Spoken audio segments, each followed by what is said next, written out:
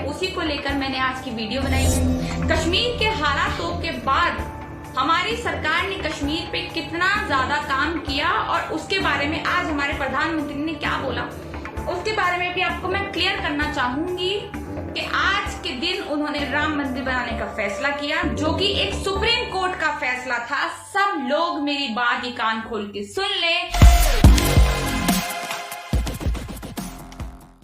नमस्कार, मैं नेहा भारती और आज है 5 अगस्त। आज ही के दिन से ही 1 साल पहले कश्मीर से धारा 370 को हटाया गया था और कश्मीर को 2 भागों में बांटा गया था। वहां से 35 भी हटाई गई थी। उसको लेकर अभी 1 साल में कोई बात नहीं हुई, कुछ नहीं हुआ और आज पूरा 1 साल बीतने के बाद वहां पर क्या बदलाव आए, उसी को लेकर मैंने आज की वीडियो बनाई है और कुछ अपने पास पॉइंट्स भी लिखकर मैं इसमें लेकर आई हूं। जब वहां से 370 धारा हटाई गई थी सही 1 साल पहले, तभी मैंने एक अपनी वीडियो में ये बोला था कि शायद हो सकता है 370 वहां से हटाई गई है तो जिस तरह के वादे हुए थे उनमें से वादों में से कुछ वादे मैं आपको गिनवाना चाहूंगी कि जो वहां के उस टाइम गवर्नर थे, सत्यपाल मलिक उनका नाम था, वहां के हाल ही गवर्नर, उन्होंने ये कहा था कि हम 6 महीनों में जो वहां के युवा हैं उनको 50,000 नौकरियां देंगे। ये वादा किया गया था। बीजेपी की जो सरकार है वहां पर यह भी वादा किया था उन्होंने कि जो हम लोग हैं वो कश्मीर के हालात एकदम सुधार देंगे, कश्मीर के हालात बहुत अच्छे हो जाएंगे, जो वहां पे आतंकवाद है वहां से खत्म हो जाएगा।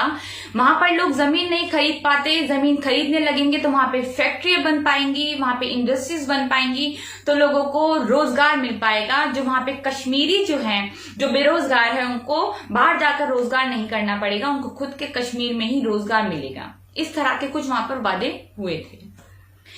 वहां से आतंकवाद खत्म करने की बात बहुत बड़ी और बहुत बड़े अक्षरों में ये कहा गया कि हाँ, हम आतंकवाद वहां से बिल्कुल खत्म कर देंगे, राज्य का विकास होगा। और खासकर जो वहां पर एकदम से गौर करने वाला मुद्दा ये था कि जो वहां से कश्मीरी पंडित जिनको निकाल दिया गया है, कश्मीरी पंडितों को वहां पर दोबारा से बसाया जाएगा। ये कुछ वादे वहां पर हुए थे। खैर, 1 साल पूरा हो गया है 370 को हटाए हुए। आइए हम ये देखते हैं थोड़ा सा कि 1 साल में क्या बदला, वहां पर नौकरियां कितनी दी गई, वहां के लोगों को इससे कितना लाभ हुआ, किस तरह से पूरा आतंकवाद वहां पर खत्म हो गया, पंडितों को कितना बसाया गया। तो इन्हीं के ऊपर जो मैंने वीडियो बनाई है। सत्यपाल मलिक ने जो ये बात कही थी कि हम 50,000 नौकरियां देंगे 6 महीने में। और आपको एक बात बता दूं कि एक रिपोर्ट अनुसार, नौकरियों की बात यहां पर कर रहे हैं तो एक रिपोर्ट अनुसार वहां पर अभी तक इन 1 सालों में 4 लाख से ज्यादा नौकरियां छीन ली जा चुकी है। 4 लाख से ज्यादा नौकरियां वहां पर खत्म हो चुकी है। 50,000 नौकरी देने का वादा किया था, उसका तो खैर कोई लेना देना है ही नहीं। आतंकवाद की हम बात करें तो आतंकवादी जो हैं अब ज्यादा घुसपैठ कर रहे हैं हमारे कश्मीर में। पहले जितने थे उससे ज्यादा ही आतंकवादी अब घुसपैठ कर रहे हैं। इसके चक्कर में हमारे जो लोकल वहां के लोग हैं उनको भी अपनी जान गंवानी पड़ रही है और हमारे जो आर्मी मैन हैं उनको भी अपनी जान गंवानी पड़ी, वो भी कई लोग शहीद हो गए। फैक्ट्री इंडस्ट्री की हम बात करें तो फैक्ट्री और इंडस्ट्री का एक बहुत बड़ा यहां पर आकलन है कि वहां पे अभी तक इन 1 साल में 44,000 करोड़ का नुकसान हो चुका है। एक रिपोर्ट अनुसार 44,000 करोड़ का नुकसान अभी तक कश्मीर को भुगतना पड़ा है। उसके बाद जमीन खरीदी जा सकेगी तो वहां पर जमीन खरीदकर कितनी फैक्ट्रियां बनी और वहां पे कितनी इंडस्ट्रीज बनी, तो मैं आपको बताना चाहूंगी कि वहां पे एक तिनका, वहां पर एक ईंट भी नहीं रखी गई है इंडस्ट्री के नाम पे और फैक्ट्रियों के नाम पे। राज्य का विकास होगा तो राज्य का विकास मैं आपको कैसे बताती हूं कि आज भी वहां पर लॉकडाउन लगा है, आज भी लोगों को वहां पे से घर से बाहर नहीं निकलने दिया जाता है। वहां पे आज भी उतने ही बुरे हालात बने पड़े हैं जितने 1 साल पहले वहां पर बने हुए थे। कश्मीरी पंडितों को वापस बसाया जाएगा तो एक कश्मीरी आकर ऐसा बता दे जो वहां पर अपनी जमीन दोबारा खरीद पाकर वहां पर बस गया है, तो किसी को भी वहां पर अभी भी किसी को वहां पर ना इन्होंने बसाया, ना वहां पर किसी को नौकरियां दी, नौकरियां और ज्यादा बहुत ज्यादा बड़ी मात्रा में नौकरियां वहां से छीन ली। आतंकवाद खत्म करने के बजाय आतंकवाद बहुत ज्यादा बड़ा है, जमीन कोई खरीद नहीं पाया है। और सबसे मेन बात, जो वहां पर जुल्म हुए हैं वो और ज्यादा बढ़ चढ़कर यहां पर सामने हमें दिखे हैं। मैं आपको एक बात बताना चाहूंगी कि अभी दिल्ली में 2 महीने का जब लॉकडाउन लगा था तो दिल्ली में सब लोग बहुत ज्यादा बिलबिला गए थे, बहुत परेशान हो गए थे, या फिर दिल्ली में ही नहीं हमारे पूरे भारत में लोग परेशान हो गए थे और लगातार वहां पर कभी कोई कुछ पहनकर कभी कुछ पहनकर बाहर निकलना चाह रहा था छुप छुप के कि हम बाहर निकल जाएं। इस चक्कर में पुलिस ने उनको काफी बार टॉर्चर किया, काफी बार मारा भी। इस तरह की घटनाएं हमें रोज गोदी मीडिया में दिखती ही रही, पर वहां पर आज तक 1 साल हो गया पूरा वहां पर लॉकडाउन लगा पड़ा है। हम यहाँ की बात करते हैं अपनी लोकल लोगों की, जो कश्मीर में नहीं रहते हैं, उन लोगों की बात करते हैं कि अगर हमारा 4G के नीचे 3G नेट भी चल जाता है तो हम पागल हो जाते हैं कि स्पीड नहीं आ रही है। वहां पे आज थोड़ा बहुत नेट दे दिया गया है तो वो स्पीड है 2G। आज भी वहां पे फोन कनेक्शंस काटे हुए हैं, आज भी फोन कनेक्शन वहां पे नहीं हुए। 370 जब धारा लगी, वहां पे 370 धारा जब हटाई गई तो मैं आपको एक बात बताना चाहूंगी कि वहां के लोगों को उसी दिन 1 साल पहले, आज से 1 साल पहले की बात कर रही हूँ, तो उसी थोड़े दिन पहले ही वहां के जो टूरिस्ट थे, जो दूसरे शहरों से घूमने टूरिस्ट कश्मीर गए थे, उनको पहले ही बोल दिया गया अपने घर पहुंच जाइए, अपने घर चले जाइए। 370 वहां पे हम ऐसा कुछ करने वाले हैं, तो अपने घर पहुंच गए थे। पर किसी कश्मीरी को ये नहीं बताया गया कि आप अपने घर चले जाइए। उन हालातों में ये हमें सीन देखने पड़े, गोदी मीडिया के भी द्वारा हमने वहां पर देखा कि जो स्टूडेंट्स है वो यही रह गए, उनके माँ बाप से वो नहीं मिल पाए, कई महीने तक वो यहीं पड़े रहे, उनके पास खाने को नहीं था, उनके पास सही से सामान नहीं था, क्योंकि सारी जो व्यवस्था है कनेक्शन की वो काट दी गई थी। मतलब यहाँ के लोग कश्मीरियों से कनेक्ट रह ही नहीं सकते। जमीन की बात करते हैं, जमीन खरीदने की, तो वहां पे उस टाइम अंधभक्तों ने खूब आगे आके बोला था कि हम तो कश्मीरी लड़कियों से शादी करेंगे। फिर उन्होंने ये बोला कि भाई हम तो वहां पे जमीन खरीदेंगे, डल लेक जो झील है वहां पे जमीन खरीदेंगे। तो उनकी इतनी औकात नहीं है कि आज तक उन्होंने कश्मीरी किसी लड़की को देखा भी हो पास से, शादी करने तो बहुत दूर की बात है। उसके बाद हम देखते हैं यहाँ पे उन्होंने जमीन कितनी खरीद, तो जमीन पे क्या आज तक उन्होंने कश्मीर की घास तक पर पैर रखने की उनकी औकात नहीं है। आज तक उन्होंने वहां पर पैर तक नहीं रखा होगा, पर बहुत लंबे चौड़े वादे करके उन्होंने ये कहा कि हम जमीन खरीदेंगे, लड़कियों से शादी करेंगे, और बहुत ही अभद्र टिप्पणी करी वहां की लड़कियों से। और उसके बाद जब वहां के लोग भी इस तरह, मतलब जो दूसरे लोग हैं वहां पे जब बोलने लगे कि आप इस तरह बातें मत करिए, आपकी बहन को कोई बातें करेगा, तो वो गाली बकने लग जाते थे। उसके बाद हम बात करते हैं यहाँ पे राज्य का विकास कितना हुआ। तो विकास तो हमें पता ही है कितना हुआ। आज तक हमें इन 6 सालों में जो हमारी बीजेपी की सरकार हमारे देश में रही, उन्होंने उन 6 सालों में हमें एक ही विकास दिखा, वो है हमारा, सबको पता है, विकास दुबे, जिसका इनकाउंटर हो चुका है। उसके अलावा कोई विकास दिखा नहीं। कश्मीर में क्या, किसी भी राज्य में अभी तक कोई विकास नहीं दिखा है, और कश्मीर के हालात लगातार बदतर होते जा रहे हैं। उसके बाद हम बात करते हैं यहाँ पे, जब उन्होंने महबूबा मुफ्ती के साथ सरकार बनाई थी, तो महबूबा मुफ्ती के साथ उन्होंने गठबंधन कर लिया। उसके बाद उनको जब ये लगा कि महबूबा मुफ्ती हम पे भारी पड़ने वाली है, हम पे भारी पड़ रही है, तो उन्होंने एक चीज स्टार्ट करी। उन्होंने 3 साल जब सरकार चला ली, 3 साल के बाद उन्होंने वहां पे उनसे अपना समर्थन वापस करके राष्ट्रपति शासन लगवा दिया। राष्ट्रपति शासन लगते ही उनका राज अपना हो गया, और उसके बाद उन्होंने वहां पे जितने भी बड़े बड़े नेता थे, फारूक अब्दुल्ला कह लें, उमर अब्दुल्ला कह लें, या फिर महबूबा मुफ्ती कह लें, ऐसे छोटी बड़ी पार्टियों के काफी सारे नेताओं को वहां पर एक तरीके से कैद कर दिया गया, जो आज भी कैद ही हैं। कुछों को छोड़ा गया है, काफी सारी उनके ऊपर पाबंदियां लगा के, पर अभी भी काफी सारे लोगों को वहां पर कैद कर दिया गया है। उनके घरों से उनको उठाकर लाकर कैद कर दिया गया है।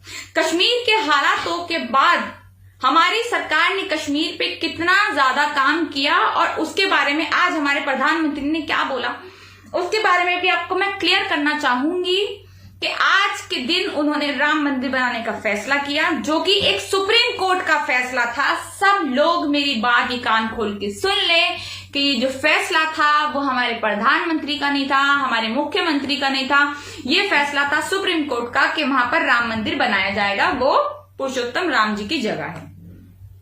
मैं किसी की आस्था को हर्ट नहीं करना चाहती। अच्छी बात है कि आपकी आस्था है राम मंदिर से, आप पूजा करिए, वहां पर भूमि पूजन करिए, सब कुछ करिए।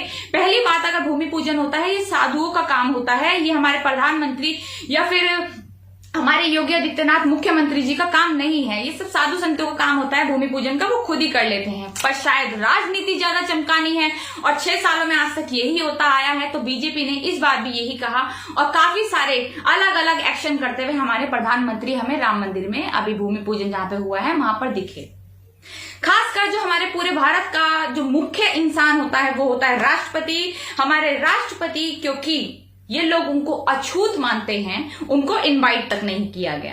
पहले उनकी बात अगर मैं आपको याद दिलाऊं कि वही इंसान है जिनको मंदिर में घुसने के बाद मंदिर को शुद्ध किया गया था, क्योंकि उनको ये नीच जात मानते हैं। तो हमारे राष्ट्रपति के साथ जब ये हो रहा है तो आम लोगों की आप सोच लिए कि क्या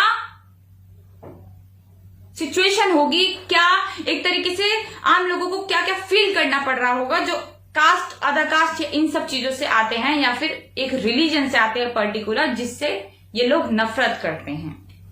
आज सोशल मीडिया पे भला ही चल रहा हो कि हाँ ये है वो है राम मंदिर, पर मुझे लगता है कि ये हालात सबसे ज्यादा खराब हालात है हमारे भारत के लिए। क्यों है? क्योंकि हम इस टाइम कोविड-19 यानी कोरोना से गुजर रहे हैं। आज हमने रोज के केस आने, यहाँ वैसे तो हम अमेरिका से पीछे हैं कोरोना में, पर फिर भी जो रोज के केस आने में हमने अमेरिका को भी पछाड़ दिया है, यानी रोज के केस ज्यादा आ रहे हैं हमारे यहाँ अमेरिका से भी ज्यादा।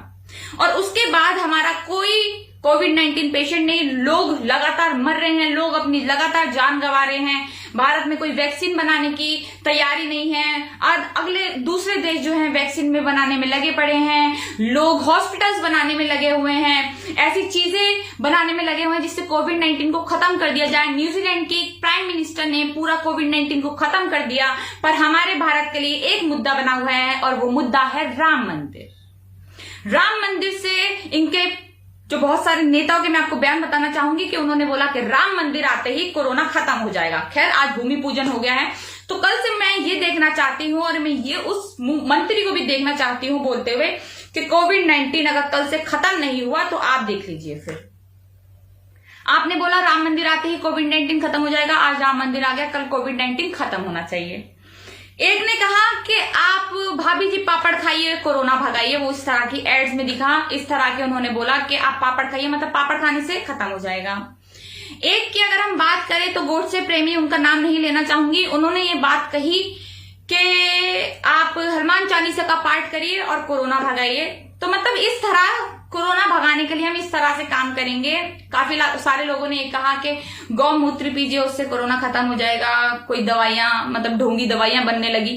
खैर उनसे कोरोना खत्म तो नहीं हुआ, लगातार बढ़ता जा रहा है, पर फिर भी हमारे लिए एक मुद्दा बना हुआ है जिससे आज सब लोग बहुत ज्यादा खुश हैं और वो मुद्दा है राम मंदिर। पर मुझे लगता है कि इस टाइम जब हमारा भारत बहुत ज्यादा भूखमरी से गुजर रहा है, हमारे यहाँ लगातार लोग सुसाइड कर रहे हैं, बेरोजगार हो गए हैं, बहुत सी नौकरियां छिन चुकी हैं, लोग बेरोजगार अपने घर पे बैठे हैं, तो मुझे लगता है कि ये टाइम है सोचने का कि हम किस तरह से जो हमारी इकोनॉमी है जो जमीन तले खिसक चुकी है उसको हम दोबारा से ऊपर कैसे लाएं, जो हमारे पेशेंट्स है कोविड-19 के उनको ठीक कैसे किया जाए, वैक्सीन बनाने की तैयारी की जाए, किस तरह के उपायों से हम कोविड-19 को भारत से खत्म कर सकते हैं, ये सोचा जाए। पर ये कोई नहीं सोच रहा है। एक ही मुद्दा बना हुआ है यहाँ पे, राम मंदिर।